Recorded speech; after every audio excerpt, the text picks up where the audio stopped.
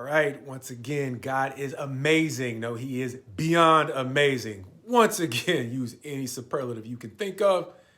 He's better. But let's call this chapter, what we call him, Hope, right? Hope.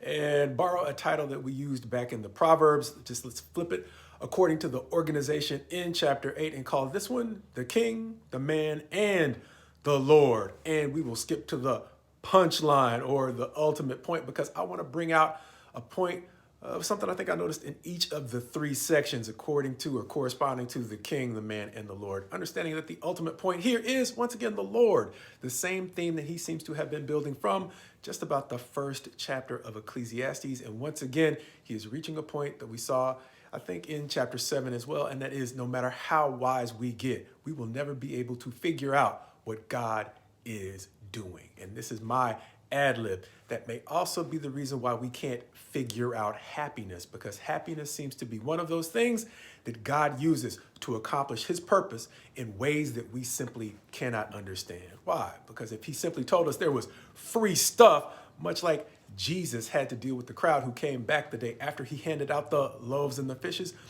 God is sorting through our true motives. And so if happiness was simply a gift that he gave to the righteous and the wicked without measure, I'm guessing this would be a utopia. However, it would not be accomplishing the purpose that God has stated, and that is to sort out those who are genuinely seeking righteousness for those who are content to do wrong.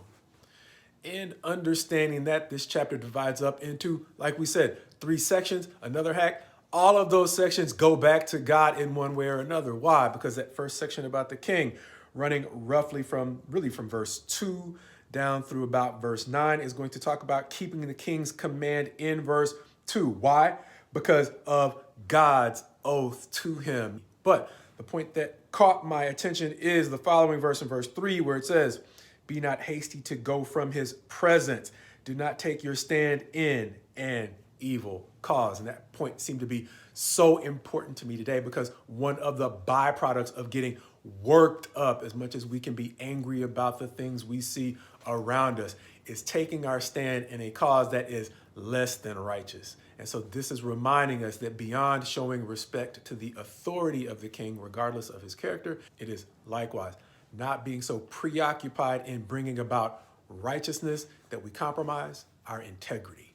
Going back to an illustration we've used before, when I think it was Joe Frazier, who talked about his father and saying that his dad reminded him that there is no wrong way to do the right thing and no right way to do the wrong thing.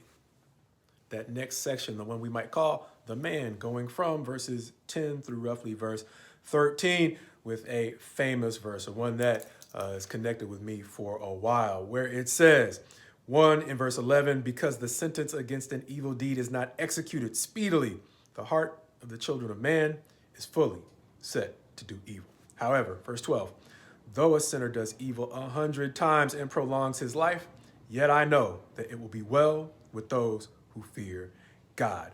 Reminding us that no matter how long we may prolong our success in doing wrong, God has a judgment on the clock. Not only a final judgment, but periodic times through life where, beyond our understanding, he has set a time to hold accountable all of us, understanding that he judges impartially. The section that I've called "The Man" is really addressed to the people, as he is reassuring the people who fear God that it will go well with them, even if they have to wait.